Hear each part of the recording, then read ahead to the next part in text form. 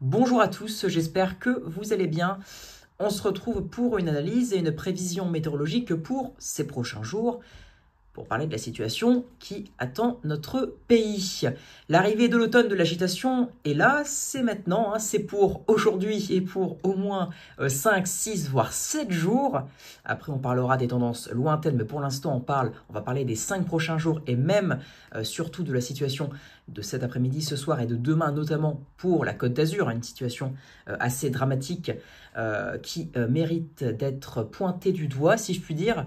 Donc, commençons. La goutte froide qui est actuellement au centre du Royaume-Uni va beaucoup nous influencer. Elle va marquer donc l'arrivée de l'automne, l'automne météorologique qui a commencé le 1er septembre. Bon, il arrive avec 3 jours de retard, mais on va dire par rapport aux années précédentes, il arrive à peu près à l'heure, parce que agitation, donc forte pluie, et même des orages, températures maximales qui vont donc forcément baisser sous ces pluies, mais les minimales resteront plutôt douces, avec la couverture nuageuse, et les anomalies de température en altitude, mais donc en moyenne les températures ne seront pas forcément sous les normes, elles seront plutôt de saison, même douces, mais les maximales, elles peineront à monter avec les pluies, et vu que voilà, il y aura de la pluie, etc., le ressenti sera plutôt automnal. La goutte froide va donc vite venir donc sur la Bretagne, puis ensuite sur le proche Atlantique. Elle va donc créer avec, on voit bien, regardez, une petite dépression là à 1010 qui va donc créer ces orages violents heurtés avec ce conflit, avec cette goutte froide beaucoup plus fraîche, donc qui va apporter air froid avec confronté à l'air toujours un peu plus chaud sur l'Europe centrale. Voilà, l'Italie, etc., en montant après vers des latitudes plus au nord. Donc ça va confronter air frais et air frais humide et air toujours plus chaud. Donc orage violent, notamment en Côte d'Azur, évidemment, avec cette petite dépression à 1010. Et puis, donc jeudi en matinée, la goutte froide va donc s'implanter davantage sur notre pays, donnant toujours donc des orages violents, forts à violents, notamment donc en Côte d'Azur, mais même sur une bonne partie est du pays, sud-est et centre-est.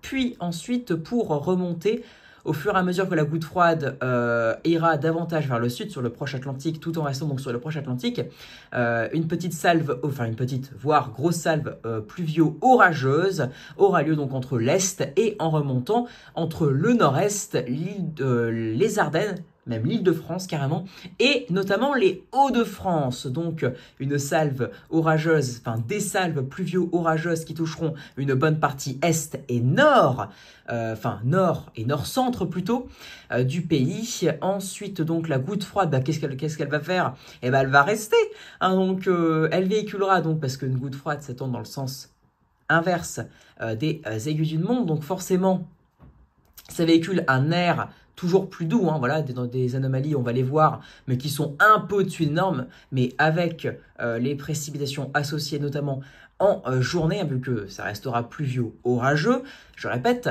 eh bien, les températures maximales peineront à monter, donc même si on est un peu au-dessus des normes, en moyenne, quand on compte minimal et maximal, avec le ressenti des maximales qui sera pas très chaud, combiné à ces pluies, à ces orages, on se croira en automne. Et ça tombe bien vu que nous sommes le 6 septembre et que nous sommes en automne, et que nous sommes entrés dans l'automne météorologique depuis maintenant 3 jours.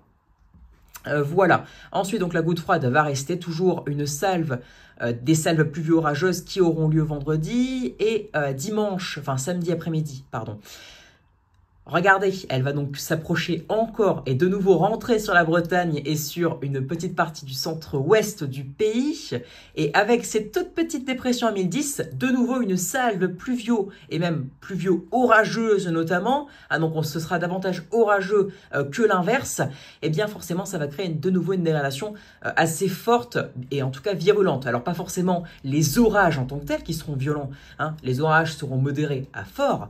Mais les cumuls de précipitations, l'intensité de ces pluies, par contre, seront bien violentes, donc à l'image de ce qui va se passer en Côte d'Azur durant ces prochaines heures, et plus généralement dans un petit quart sud-est. Donc ça va continuer encore et encore, et puis ensuite, donc cette petite dépression à 1010 qui vont donner donc davantage de précipitations samedi en soirée, plus vers le nord. Ensuite, Ah bah ça continue, de nouveau des petites dépressions qui vont donner donc des orages encore ce dimanche, un pluvieux orageux. En revanche, on le voit bien, la goutte froide va donc de nouveau monter. Donc là, ce sera plus un flux de sud-ouest, sud-sud-ouest, ce sera plus davantage un flux d'ouest. Donc ça va balayer un tout petit peu ces anomalies plus chaudes que la normale qui auront été présents sur la France jusqu'au samedi. Donc pour dimanche, un temps un peu plus frais, ce qui va donc renforcer le ressenti automnal et beaucoup plus frais durant nos après-midi, et notamment celui de dimanche. Lundi, c'est pareil, lundi, là, c'est carrément... lundi, c'est carrément la goutte froide qui va donc s'isoler en plein sur le pays, donnant toujours des précipitations et même quelques orages encore, mais moins forcément vu que il y a moins de conflits, hein, l'air beaucoup plus doux, voire chaud qui remontait en flux de sud-est, notamment sur la partie est du pays, s'est fait balayer. Donc là, ce sera davantage un ciel de traîne, un temps beaucoup plus frais, automnal, humide, un peu orageux, mais beaucoup moins que ces derniers temps. Après, là, vous voyez bien, on est à 120, 126 heures, 132 heures, etc. Donc ça, c'est lundi. C'est dans, vu que nous sommes mercredi, c'est dans 5 jours. Hein, donc forcément, la fiabilité commence à dégringoler. Hein, on le sait avec ces modèles. Il ne faut pas trop leur en demander, hein, ne serait-ce qu'à 3 jours d'échéance maintenant. Pour une simple synoptique telle qu'elle soit, parfois, ils pataugent. Hein. Ces modèles, c'est de pire en pire depuis maintenant plusieurs années, mais ça, on ne le répétera jamais assez. Puis, vous le savez, hein, j'en parle très souvent depuis notamment 1 an. Enfin bon, ensuite donc la goutte froide elle va rester isolée sur le pays hein, d'ici a priori jusqu'à mardi prochain, puis ensuite s'isoler sur la Méditerranée. Alors c'est après, voilà, c'est assez aléatoire, hein, les scénarios divergent beaucoup, hein, vous le savez, hein, dès qu'on dépasse 5 jours, comme je viens de vous le dire, c'est compliqué, mais on imagine que la goutte froide ensuite s'isolerait en Méditerranée d'ici à mardi prochain, donc d'ici à quasiment une semaine d'échéance, voilà, 6-7 jours, hein, 150-156 heures, voilà, à peu près 6-7 jours, et donc on imagine que nous aurions un deuxième épisode pluvieux en Méditerranée, voire pluvieux orageux. Après son importance, on ne sait pas encore, mais on imagine que la Méditerranée se reprendrait un second épisode pluvieux, a priori beaucoup moins que ce qui va se passer dans les prochaines heures, mais ça reste à voir. On n'en sait rien encore, c'est trop compliqué à dire. Alors, ensuite, donc, que va-t-il se passer ? Bon, c'est hypothétique. Après, on va revenir plus en détail sur la situation des prochaines heures, mais là, je voulais vous parler de la synoptique des prochains jours après, pour une échéance qui dépasse 6-7 jours, voilà, ou qui commence à partir de 7 jours plus tôt. Alors donc, d'après l'ensemble des scénarios, y compris GFS d'ailleurs, qui l'illustre encore bien ce midi, une descente polaire, une petite descente froide. Voilà, alors bon, je ne sais pas si on peut l'appeler polaire, parce que l'air, voilà, on n'est pas en hiver, hein, donc l'air n'est pas encore glacial. Voilà, il n'y a pas de neige en pleine, etc. Il ne va pas faire -1, -3 le matin, etc. Mais bon, vu que la masse d'air sera bien en dessous des normes, d'après ce scénario qui risque d'arriver, qui peut arriver, hein, c'est la première fois ce matin qu'on a un accord unanime des modèles avec une descente polaire qui diverge. Voilà, la nature de cette descente diverge selon les modèles, mais dans tous les cas, elle l'est vue. Voilà, après, l'intensité, la durée, la trajectoire géographique, en fait, limite, hein, parce que certains la voient aller plus à l'ouest, comme GFS, voilà, la couler davantage à l'ouest, et d'autres la voient en plein sur nous, voilà, ou d'autres voient carrément encore plus à l'ouest, ce qui fait remonter l'air beaucoup plus chaud, beaucoup plus doux, voire chaud encore sur l'est du pays, ce qui fait que le nord et surtout l'ouest aura un temps beaucoup plus frais, voire froid en matinée, mais l'est un temps encore estival. Donc oui, c'est très compliqué, et cette trajectoire, si je puis dire, de descente polaire, concrètement, elle est encore très très incertaine. Mais quoi qu'il en soit, une dorsale pourrait donc se créer, s'imposer sur l'Atlantique en remontant jusqu'au Groenland. Voilà, et c'est le scénario qu'on aimerait en hiver, évidemment, mais qui n'a jamais lieu en hiver, parce que s'il y avait ce scénario-là, c'est une petite parenthèse, mais s'il y avait ce scénario-là en hiver, on se taperait une belle descente polaire avec de la neige en pleine, etc., etc. Bon, il faut que la descente polaire soit humide, mais bon, déjà, s'il y avait plus de synoptiques comme celle-ci, je pense qu'on s'en sortirait beaucoup mieux en hiver. Enfin bon. Donc, Un temps beaucoup plus frais s'annonce dès le 12. Hein, voilà, le 12 septembre, c'est la date qui est retenue. Hein, la date principale de l'arrivée de ce temps beaucoup plus frais. Hein, je vais vous montrer quand même les anomalies de température, hein, en altitude évidemment. Parce que voilà, il faut en parler. Hein. D'après certains scénarios, on pourrait même passer sous les zéros. Donc attention quand même. Mais donc d'ailleurs, je voulais vous parler aussi de la tendance. Voilà, donc ce ne sera pas très frais ce qui va se passer là, ces prochains jours sur la France. Parce qu'on sera entre 12 et 16, hein, malgré tout, pour une bonne partie. Après, je vous ai dit, dimanche, la goutte froide va venir en plein sur nous. Hein, donc, et lundi notamment. Donc forcément, l'air sera plus frais. Et là, on repassera un peu en dessous des normes, et notamment maximal où on sera bien en dessous des normes, et on ressentira un temps vraiment d'automne. Sauf qu'ensuite, regardez ce qui nous arrive dessus.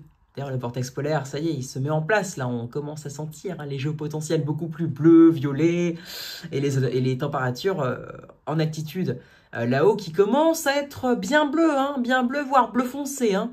On sent que c'est en train d'arriver, comme tous les ans, mais voilà. Donc sur GFS, voilà, hein, vu que c'est plus à l'ouest que les précédents runs, forcément le 0, il n'arrive pas sur nous, il arrive beaucoup plus sur l'Atlantique.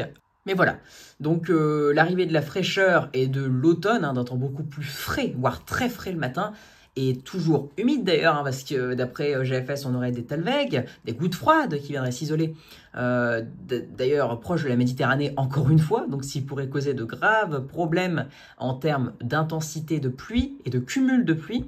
Et bon, tout cela reste encore très hypothétique et j'aimerais que l'on revienne davantage sur ce qui va se passer dans les prochaines heures en Méditerranée. Allez, on commence donc. Voilà, bon.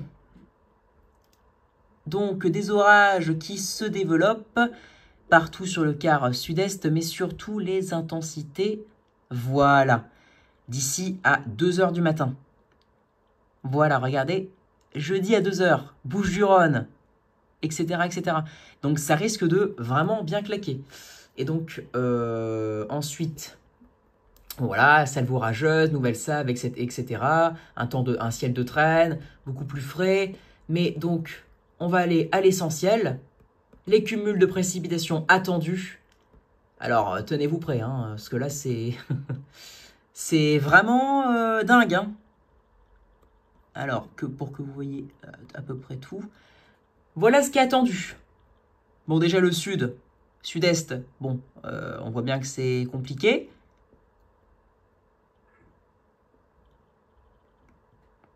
Voilà, d'ici déjà 6 jours. En moyenne, on est entre 30 et 80 mm. Allez, 30 et 70. On est sur un bon 50 mm en 6 jours. Voilà, et notamment vers les Cévennes au final. Hein. Voilà, sur les Cévennes, avec des sols qui sont de nouveau secs, hein, vu que l'été n'a pas été spécialement humide là-bas, vous le savez, et même sur une bonne partie du pays, en août notamment. Eh bien, forcément, sur les sols secs, des cumuls comme ça risque de ruisseler, inonder, etc. Enfin, voilà, donc il faut s'attendre à ça. Et puis surtout, si le scénario GFS devait avoir bon, alors là, bon, je baisse un peu pour vous montrer le cumul à 240 heures avec le Talweg, etc. Alors ça, c'est catastrophique, mais alors j'espère que ça n'aura jamais lieu, parce que sinon, ce serait une catastrophe. Mais ça, c'est si jamais la descente polaire, elle est effectivement très à l'ouest et que il y a en parallèle donc un flux de sud-ouest avec une goutte froide, un Talweg qui remonte par la Méditerranée, ça va créer une énorme... Oh là là, merde. Désolé, ça va créer un énorme conflit, une énorme collision entre les deux masses d'air. Et regardez ce que ça donnera dans le bilan. Alors c'est catastrophique, mais bon, c'est dans 10 jours, donc ça a le temps d'évoluer, et heureusement. Parce que si son scénario, qui voit, d'ailleurs depuis ce matin, hein, il ne change même pas son scénario, c'est ça qui me fait un peu peur, mais des cumuls sur un tiers du pays, il faut le dire, hein, au-dessus de 100 mm. Et sur un bon quart sud-est, fréquemment 150, 170, et même localement sur les Cévennes, 200, voire plus. Hein, on atteint sur GFS jusqu'à 200, je crois que c'est 249. Donc voilà, j'espère que ça n'aura pas lieu, mais si ça devait avoir lieu, ce serait catastrophique. Et c'est pas en 10 jours, hein, c'est pas sur 10 jours et il va pleuvoir 20 mm. Non, les 3/4 du cumul que vous voyez là, sur un petit tiers du pays en marron, ça se fait en l'espace de 2 jours. Donc c'est énorme, c'est énorme, c'est énorme. C'est clairement à suivre. Passons donc maintenant à Rome, donc le meilleur modèle évidemment, pour prévoir les orages. Hein, c'est le plus précis, donc pas le choix de l'utiliser parce que GFS c'est maille large, donc c'est pas possible de faire une vraie prévision. Donc on va voir un peu tout ça. Regardez donc des orages qui vont d'ores et déjà se développer. Alors je vais baisser un peu l'image parce que de toute façon ce qui nous intéresse c'est pas le nord, hein, c'est le sud-est, hein, donc c'est pas grave.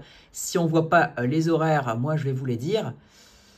Voilà, là on voit à peu près tout. Moi je vois tout, donc je pourrais vous le dire. Donc là, des orages qui se développent déjà actuellement. Alors, a priori, hein, d'après Arome, parce que j'ai pas vu les radars, mais d'après Arome, qui se développent déjà actuellement sur le Var, hein, enfin, plutôt en mer, mais qui peuvent déjà s'approcher des côtes, attention, et qui rentrent dans les terres du Var, et ensuite s'intensifier, se développer un peu partout, donc entre les régions sud-centre et sud-est, mais regardez, voilà, une belle dégradation sur un bon quart sud-est, centre-est, puis en remontant carrément sur le nord-est, et puis les régions nord-centre. Voilà, c'est ça qui est attendu jusqu'à demain matin, jusqu'à jeudi midi même, mais surtout, regardez, il y a des salves. Ah non, elle a disparu. Ah ouais, il y avait une énorme salve sur le 3Z, elle a disparu sur la Côte d'Azur. Tout a disparu. C'était une salve extrêmement costaud et elle a disparu. Bon, bah écoutez. Mais en tout cas, jeudi pour les Hauts-de-France aussi, hein. Les cumuls, les intensités, ça va, il faut le dire, ça va décoiffer. Hein. Là, visiblement, je vais mettre les rafales, tiens, pour voir s'ils modélisent quelque chose.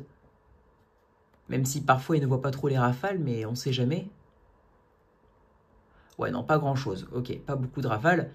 Mais en tout cas, en termes de cumul de pluie, là, on va pouvoir voir ce qui va se passer. En fait, voilà, c'est vraiment l'aspect pluvieux qui est à retenir pour ces orages. Hein. Très clairement, c'est l'aspect le plus important, concrètement. C'est pour ça, c'est lui qu'il faut surveiller. Donc, regardez, hein.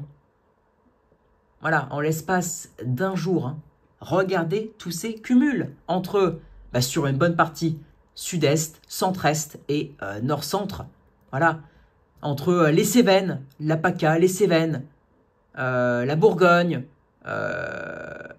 l'Île-de-France, les Hauts-de-France, voilà, donc entre les Hauts-de-France et la Méditerranée, en d'autres termes, ainsi même que l'Occitanie et les Pyrénées, oui, aussi un peu, mais on aura d'énormes cumuls compris fréquemment entre, bon, je parle pour la zone la plus importante, hein, entre 30 et, hélas, jusqu'à 100, 150 mm localement, entre les Cévennes et en remontant jusque la Bourgogne, voilà, sur l'ouest de la Saône-et-Loire. Donc voilà, ça risque d'être très pluvieux, sur des sols un peu plus secs, surtout pour les Cévennes. Hein, depuis plusieurs mois, il n'y a pas fréquemment plu, il n'y a pas plu des masses, donc ça risque de poser problème. C'est l'aspect le plus important, comme je vous le dis, pour ces orages, mais sachez que c'est que le début de cette période beaucoup plus agitée, beaucoup plus humide. Et ça risque de ne pas s'arrêter avant au moins une semaine. Après, on verra ce qui va se passer avec le risque de descente entre guillemets polaire. On verra bien sa trajectoire qui va déterminer un épisode potentiellement exceptionnellement pluvieux pour le sud-est. On en reparlera donc dans les prochains points, mais déjà, on analysera de nouveau dans les prochains points la tendance pour les 7 prochains jours avec cette goutte froide et même déjà, notamment les 6 prochains jours. Il ne me restait plus qu'à vous souhaiter une excellente fin de journée. Merci d'avoir suivi le point jusqu'au bout.